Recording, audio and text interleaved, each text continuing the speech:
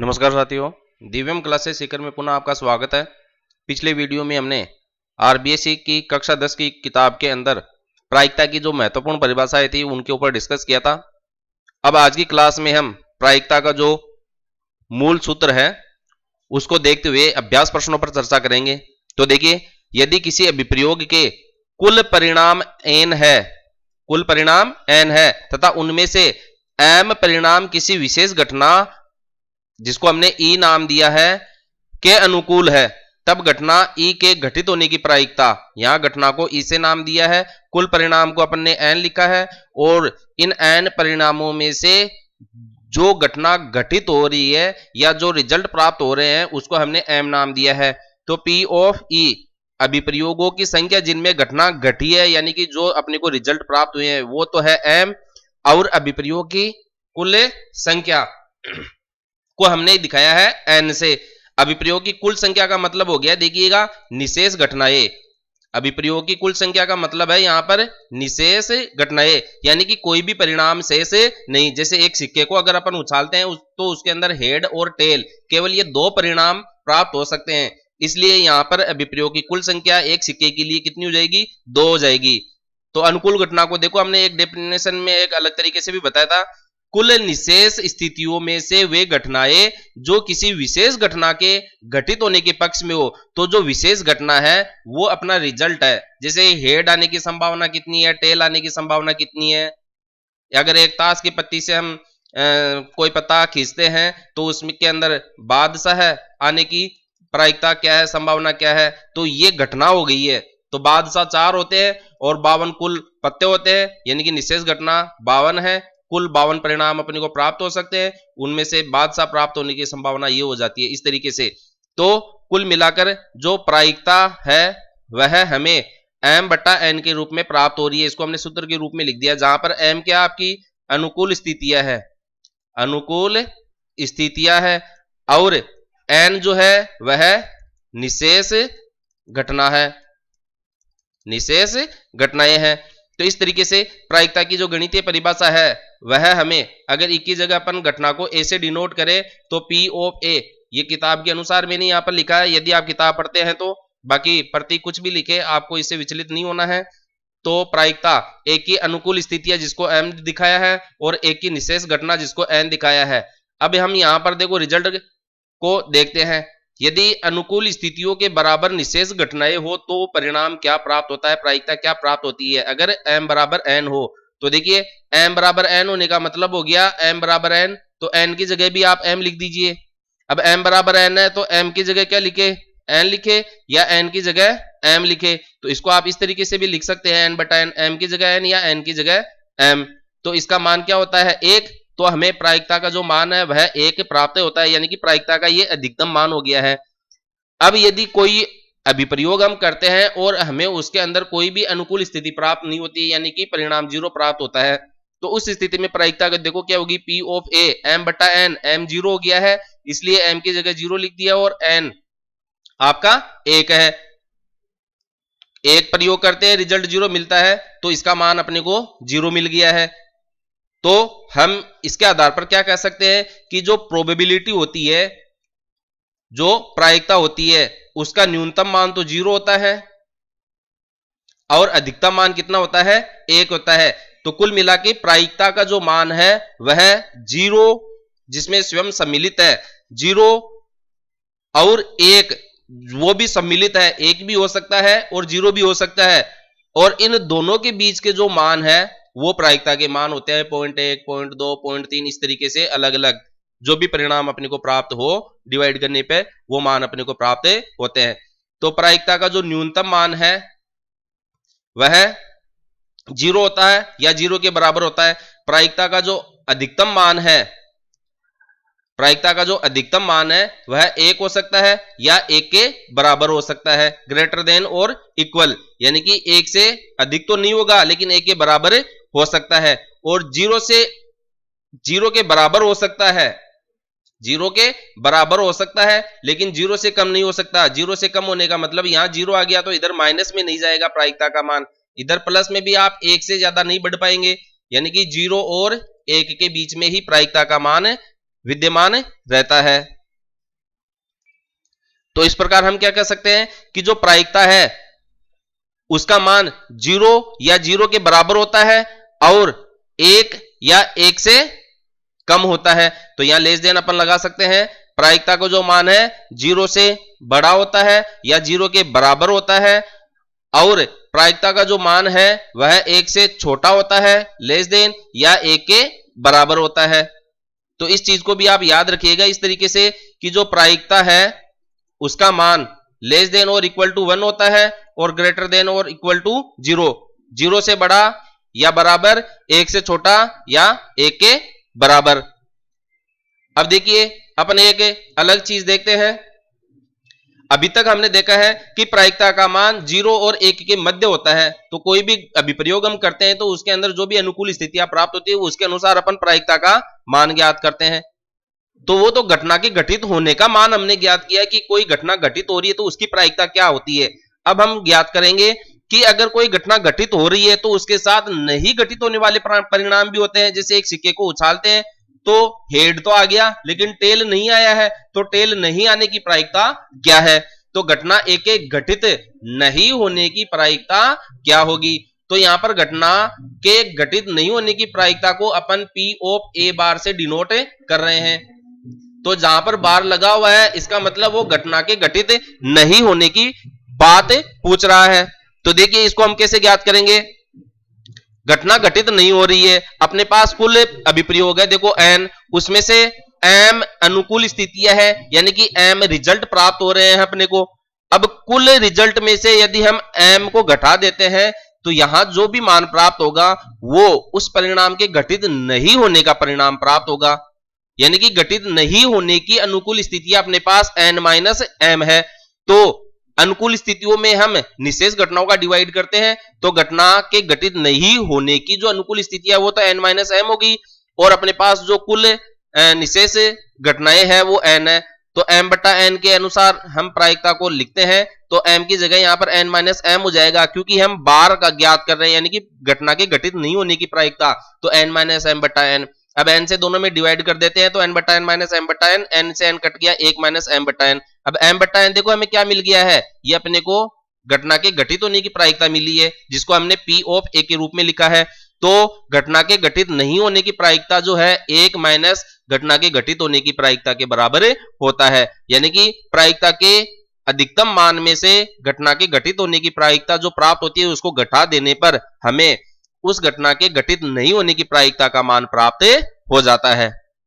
तो ये इसके सूत्र की बात थी। अब अपन बात करते हैं आगे इसके एग्जाम्पल्स की, अभ्यास प्रश्न की। देखिए सबसे पहले क्या है, एक पासे को फेंकने पर सम अंक आने की प्रायिकता ज्ञात कीजिए। तो देखिए यदि हम एक जो पासा है उसको हम उछालते हैं तो अपने को 1 से लेकर 6 तक के अंक प्राप्त होते हैं।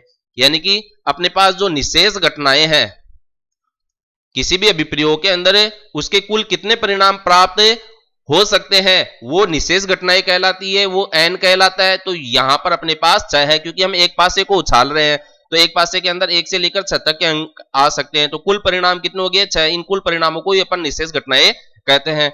अब ये कह रहा है कि सम अंक आने की प्रायिकता क्या है, तो 1 से लेकर 6 तक के अंक में सम अंक कितने हैं 3 है। तो 3 अपने पास यहां पर अनुकूल स्थितियां है, अनुकूल स्थितियां यहां पर अपने पास 3 है जिसको हमने m से डिनोट किया है। तो प्रायिकता अगर अपन ज्ञात करें घटना की घटित होने की प्रायिकता यानी कि सम अंक आने की प्रायिकता अपने पास m/n सूत्र के रूप में, m अनुकूल स्थिति है, n निशेष घटना तो 3 है और निशेष घटना 6 है यानी कि 3 एकम 3, 3 दूनी 6, 1/2 यहां पर अपने को सम अंक आने की प्रायिकता प्राप्त होती है। बात करते हैं अगले क्वेश्चन की। देखिए दो पासों के फेंकने पर अंकों का योग 7 आने की प्रायिकता ज्ञात कीजिए।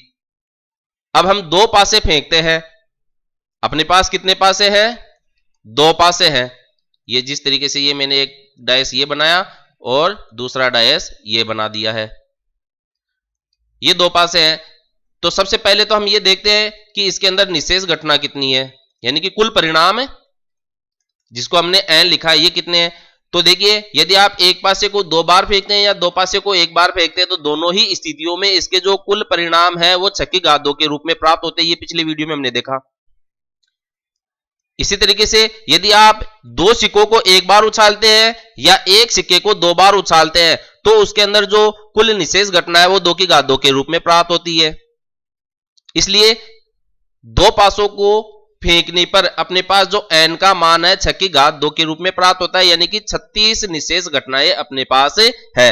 अब बात करता है इसमें, देखो ये हम अब अगली बात करेंगे अनुकूल स्थितियों की, कि इसके अंदर अनुकूल स्थितियां कितनी है, यानी कि हम m का मान पता लगाएंगे।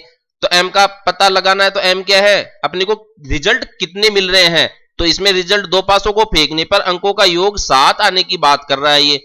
तो 2 पासों को फेंकने पर किन किन अंकों का योग 7 होता है उसको अपन देखते हैं। तो देखिए अंकों का जो योग है 7 वो 1 और 6 हो सकता है, 2 और 5, 3, 4, 4, 3, 5, 2, 6, 1 ये हो सकता है।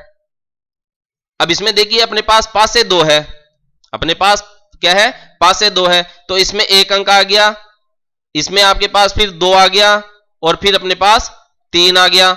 अगर ये 1 आता है और इधर 6 आता है तो ये तो इस पासे का 1 अंक हो गया। इसी तरीके से यदि इस पासे पर 1 आ जाए, इस पर 6 आ जाए तो ये 6 और 1 भी हो सकता है। इसलिए यहां पर ये 1 और 6, 6 और 1 रिपीट हो रहा है, 2 और 5, 5 और 2 रिपीट हो रहा है, 3 और 4, 4 और 3 रिपीट हो रहा है। क्योंकि एक पासे पर अगर 3 आ गया इस पे और इस पर 4 आ गया तो ये 3 इस पे भी आ सकता है और 4 इस पे आ सकता है। तो इस तरीके से इनके रिजल्ट को अपन ने डबल करके लिखा है। तो इस तरीके से हम देखते हैं कि अंकों का योग जो है 7 आने की कुल अनुकूल स्थितियां अपने पास यहां पर 6 है। तो हम प्रायिकता अगर लिखना चाहे तो m बट्टा n के रूप में m का मान 6 हो गया है, निशेष स्थितियां अपने पास कितनी हो गई है 36, तो ये हो गया 1 बट्टा 6। तो अंकों का योग 7 आने की प्रायिकता जो है 2 पासों को फेंकने पर वो 1/6 के रूप में प्राप्त होती है। अब बात करते हैं अगले क्वेश्चन की। देखिए यदि एक लीप वर्ष का यादृच्छिक चयन किया गया हो, यादृच्छिक चयन किया गया हो तो इस वर्ष में 53 सोमवार होने की प्रायिकता ज्ञात कीजिए। तो देखिए सबसे पहले तो अपन ये देखते हैं कि सोमवार होने की प्रायिकता ज्ञात करनी है, इसका मतलब हमें दिनों की संख्या पता होनी चाहिए वर्ष में कितनी होती है। तो जो लीप वर्ष होता है उसके अंदर 366 दिन होते हैं। अब सोमवार जो होता है, एक सप्ताह की अगर अपन बात करें तो एक सप्ताह में एक सोमवार होता है। तो 366 दिन में यदि हम 7 का डिवाइड कर दें तो सप्ताह मिल जाएंगे, उस सप्ताह के अनुसार उतने ही अपने को सोमवार प्राप्त हो जाएंगे। तो ये 7 पंचे 35, 7 दूनी 14, ये तो 52 तो सप्ताह प्राप्त हो गए और 2 दिन इसके अंदर शेष रह रहे हैं, 2 दिन शेष रह रहे हैं, यानी कि एक लीप वर्ष में 52 सोमवार। तो ये हो गया आपके कुल मिला के। तो इसमें तो आपको प्रायिकता के लिए कुछ दिमाग लगाने की आवश्यकता नहीं है क्योंकि ये तो क्लियर कट परिणाम प्राप्त हो रहा है आपको।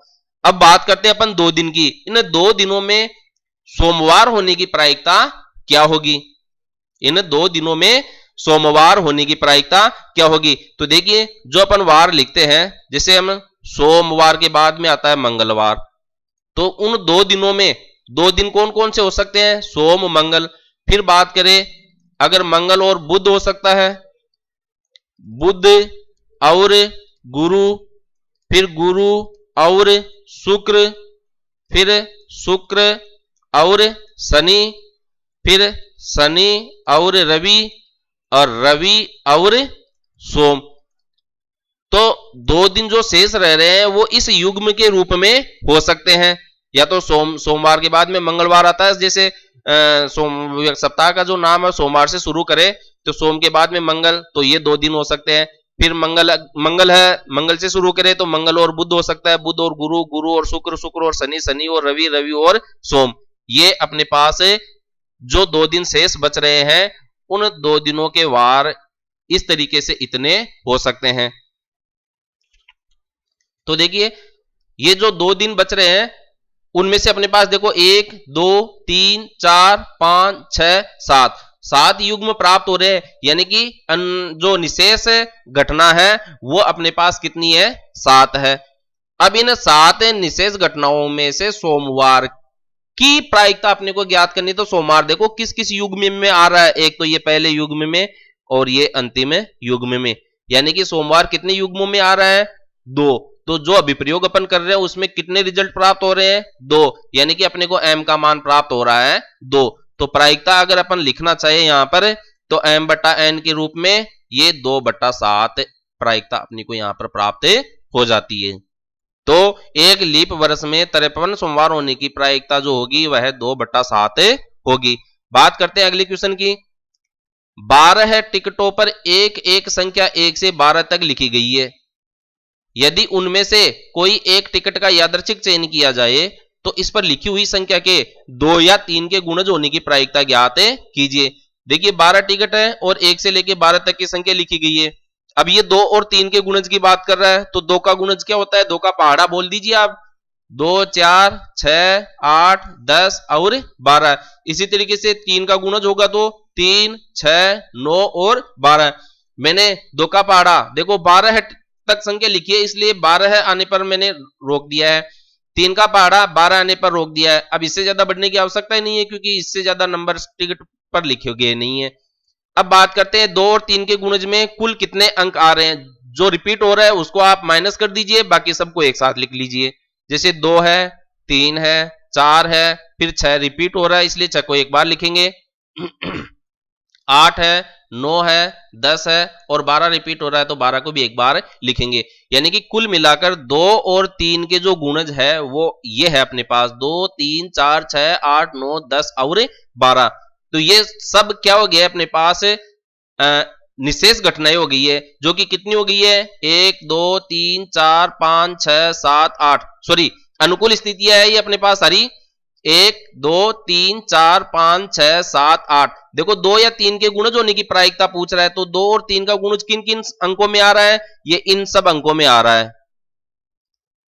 तो ये अपने पास हो गया है m, जो कि कितना हो गया है 8। m का मान अपने पास हो गया है यहां पर 8। अब जो हम निशेष घटना की बात करें तो वो 1 से 12 तक की टिकट है और 1 से 12 तक के उस पे परिणाम लिखे हुए हैं।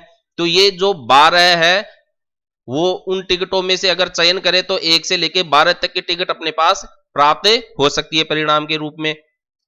तो निशेष घटनाएं अपने पास यहां पर 12 है, तो प्रायिकता कितनी हो जाएगी यहां पर P ऑफ A बराबर m बटा n 8/12। अगर डिवाइड करें 4 तो ये 6 और आगे बात करें तो 2/3। यानी कि जिन 12 टिकटों पर 1 से लेकर 12 तक की संख्या लिखी हुई है उसमें 2 और 3 के गुणज होने की जो प्रायिकता है वह 2/3 है। देखिए परिणाम जो है हमें 2 और 3 के गुणज के रूप में प्राप्त हो रहा है, इसलिए m तो ये हो गया है। और निशेष घटना अपने पास 1 से 12 तक की 12 टिकट है तो वो n का मान हो गया है। बात करते हैं अगले क्वेश्चन की। एक सिक्के को एक बार उछाला जाता है तो एक पट आने की प्रायिकता ज्ञात कीजिए। देखिए एक सिक्के को अपन उछालते हैं तो 2 परिणाम अपने को प्राप्त होता है, तो यहां पर n का मान तो हो गया है 2। अब केवल ये पट आने की प्रायिकता पूछ रहा है, यानी कि टेल आने की प्रायिकता पूछ रहा है। तो टेल कितनी बार प्राप्त हो सकता है, एक बार, तो m का मान हो गया है यहां पर 1। तो जो प्रायिकता अपन लिखेंगे वो m/n के रूप में अनुकूल स्थितियों में निशेष घटनाओं का डिवाइड करेंगे तो 1/2 अपने को परिणाम प्राप्त हो जाता है प्रायिकता के रूप में। अब देखिए आगे बात करते हैं अगले क्वेश्चन की। एक थैले में एक सफेद गेंद, एक काली गेंद और एक लाल गेंद है। कोई थैला है उसके अंदर एक तो सफेद गेंद है, एक ब्लैक गेंद है और एक रेड गेंद है और सबका आकार एक ही है। सविता बिना थैले के अंदर जाके इसमें से एक गेंद निकालती है और इसकी क्या प्रायिकता है कि वह गेंद लाल होगी। देखिए अब इसके अंदर 3 ही गेंद रखी हुई है, तीनों का आकार समान है, तो हम यहां पर ये कह सकते हैं कि ये एक समप्रायिक घटना होगी। समप्रायिक यानी कि समान संभावना है। यदि वो एक गेंद निकालती है इसके अंदर तो कोई सी भी गेंद आ सकती है, यानी कि तीनों की संख्या इसके अंदर समान है, तो इन तीनों की प्रायिकता क्या है, अपने को समान रूप से प्राप्त होती है। लेकिन अब आगे कंडीशन क्या लगाई है कि लाल ही हो, तो लाल गेंद इसके अंदर कितनी है, केवल एक है, तो अपने को अनुकूल स्थिति कितनी प्राप्त होगी, 1, यानी कि m का मान 1 हो गया है। अब जो कुल परिणाम है अभिप्रयोग है यानी कि निशेष घटनाएं यहां पर 3 हो जाएगी। जो 3 गेंद है वो 3 निशेष घटनाओं के रूप में प्राप्त होगी तो प्रायिकता का जो मान है यहां पर आपको लाल गेंद के लिए, अब यहां पर अपन जैसे रेड के लिए कह रहा तो आप एक ही जगह आर लिख सकते हैं, रेड गेंद, तो 1/3 प्राप्त होता है। बात करते हैं अपन अगले क्वेश्चन की। क्वेश्चन नंबर 7, एक पासे को एक बार उछाला जाता है, एक पासे को एक बार उछाला जाता है, तो उस पे 1 से लेकर 6 तक के अंक आ सकते हैं, यानी कि n का मान अपने पास कितना है यहां पर 6 है। अब देखो आगे क्या कह रहा है, 5 से छोटी या उसके बराबर संख्या प्राप्त होने की प्रायिकता क्या है। तो 5 से छोटी तो कितनी होगी, 1 से लेकर 4 तक के मान, यानी कि 4 अनुकूल स्थितियां होगी। अब उसके बराबर भी हो सकती है, यानी कि 5 भी हो सकता है, तो एक और जुड़ गया, तो m का मान अपने पास यहां पर कितना है 5 है। तो प्रायिकता अपन कितनी लिख देंगे यहां पर m/n के रूप में, 5 अपनी अनुकूल स्थिति है और निशेष घटना कितनी है 6 है, तो 5/6 प्रायिकता यहां पर इसकी हो जाएगी। यदि एक पासे को एक बार उछालते हैं तो 5 से छोटी या उसके बराबर संख्या प्राप्त होने की प्रायिकता जो है 5/6 होती है। देखिए आगे बात करते हैं क्वेश्चन नंबर 8 की। अच्छी प्रकार से फेंटी गई 52 पत्तों की एक गड्डी में से एक पत्ता निकाला जाता है। अब अपन जानते हैं कि ताश की गड्डी में कितने पत्ते होते हैं, 52 पत्ते होते हैं, तो इस पत्ते के बादशाह होने की प्रायिकता ज्ञात कीजिए। तो देखिए m और n का अपन पता लगाएंगे हर क्वेश्चन के अंदर। तो सबसे पहले तो n लिख लेते हैं, तो ताश की गड्डी में 52 पत्ते होते हैं, तो हमें कितने परिणाम प्राप्त हो सकते हैं 52, यानी कि 52 से ज्यादा 53 तो नहीं हो सकता ना, तो निशेष घटना यानी कि कोई भी परिणाम शेष नहीं, वो हो गए अपने पास 52। बात करते हैं बादशाह होने की, तो एक ताश की गड्डी में 4 बादशाह होते हैं, तो अपने को 4 परिणाम प्राप्त हो सकते हैं, तो अनुकूल स्थितियां कितनी होगी 4, तो प्रायिकता का जो मान है m/n 4/52 हो जाएगा। 13 चौक 52 डिवाइड करेंगे तो 1/13, तो बादशाह होने की प्रायिकता कितनी हो गई है ताश की गड्डी से एक पत्ता खींचने पर 1/13 है हो गई है। बात करते हैं अगले क्वेश्चन की। क्वेश्चन नंबर 9, दो खिलाड़ी राम और श्याम शतरंज का एक मैच खेलते हैं, शतरंज का एक मैच खेलते हैं। यह ज्ञात है कि राम द्वारा मैच जीतने की प्रायिकता 4/5 है, यानी कि आपको राम की प्रायिकता दी गई है, वो कितनी है 4/5 है। तो श्याम के जीतने की प्रायिकता क्या होगी। देखो जो शुरू के स्टार्टिंग में हमने देखा था कि घटना के घटित नहीं होने की प्रायिकता, हमने इसको P ऑफ A बार लिखा था, उसमें से हमने प्रायिकता के अधिकतम मान में से घटना के घटित होने की प्रायिकता को घटाया था।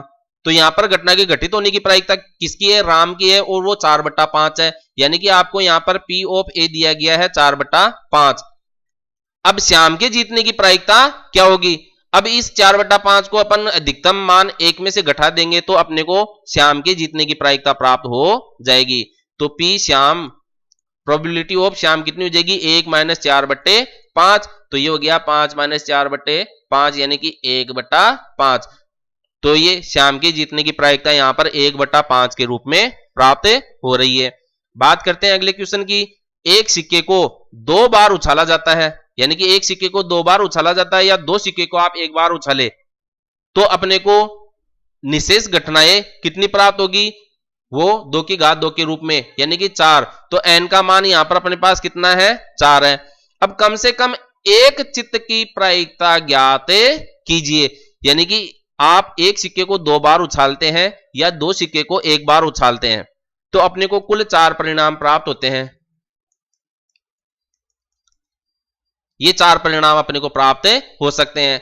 अब इन चारों परिणामों में से कम एक चित्त अपने को प्राप्त हो, उसकी प्रायिकता ज्ञात करनी है, यानी कि हेड। तो हेड देखो, अगर एक सिक्के को 2 बार उछालते हैं तो दोनों बार हेड आ सकता है, एक सिक्के को 2 बार उछालते तो हेड और टेल आ सकता है, एक सिक्के को 2 बार उछालते तो टेल और हेड आ सकता है, एक सिक्के को 2 बार उछालते तो टेल और टेल आ सकता है। इसके अलावा 5वां परिणाम एक सिक्के को 2 बार उछालने पर प्राप्त नहीं होगा। अब इनमें से चित्त आने की प्रायिकता पूछ रहा है, वो कम से कम एक चित्त हो उस परिणाम में, उस अभिप्रयोग में। तो देखिए कम से कम चित्त किस किस के अंदर है, 1 2 3, H H H, इसमें H नहीं है, यानी कि अपने पास M का मान कितना हो गया है 3। इन 3 अभिप्रयोगों में अपने को चित्त प्राप्त हो रहा है, इसमें प्राप्त नहीं हो रहा है, तो प्रायिकता यहां पर देखिए आपकी 3/4 हो जाएगी, क्योंकि निशेष घटना तो है 4 और जो चित्त कितने परिणामों में प्राप्त हो रहा है 3 में, अनुकूल स्थितियां कितनी हो गई है 3, तो प्रायिकता होगी ये यहां पर 3/4। अब बात करते हैं आगे, देखिए क्वेश्चन नंबर 11 है। दो पासों को एक साथ उछाला जाता है। दो पासों को, देखिए दो पासों को उछाल रहा है, ये एक पासे के अंदर परिणाम होते हैं 6 और 2 बार उछाल रहा है, तो कुल जो निशेष घटनाएं हैं वो 6 की घात 2 यानी कि 6 गुणा 6 बराबर 36, यानी कि आपको n का मान यहां पर 36 दिया गया। सबसे पहली बात तो ये। अब इसकी क्या प्रायिकता है कि दोनों पासों की संख्याओं का योग 7 हो।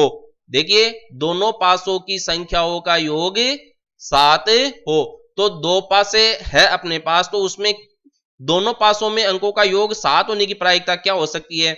एक तो 1 और 6 का योग 7 होता है, एक 2 और 5 का योग 7 होता है, एक 3 और 4 का योग 7 होता है। अब अगर ये दो पासे आपके पास है, अगर एक इस पे आ गया 6 इस पे आ गया, तो 6 इसमें आ सकता है, एक इसमें आ सकता है, यानी कि रिपीट हो सकता है। पहले पासे में 6, दूसरे में 1, फिर पहले में 5, दूसरे में 2, फिर पहले में 4, दूसरे में 3।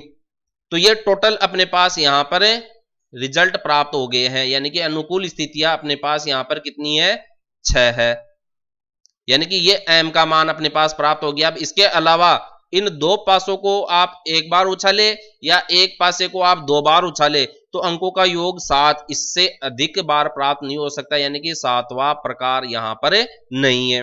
तो प्रायिकता का जो मान है वो अनुकूल स्थितियां बटा निशेष घटना यानी कि 6/36 बराबर 1/6 यहां पर प्रायिकता का मान अपने को प्राप्त होता है।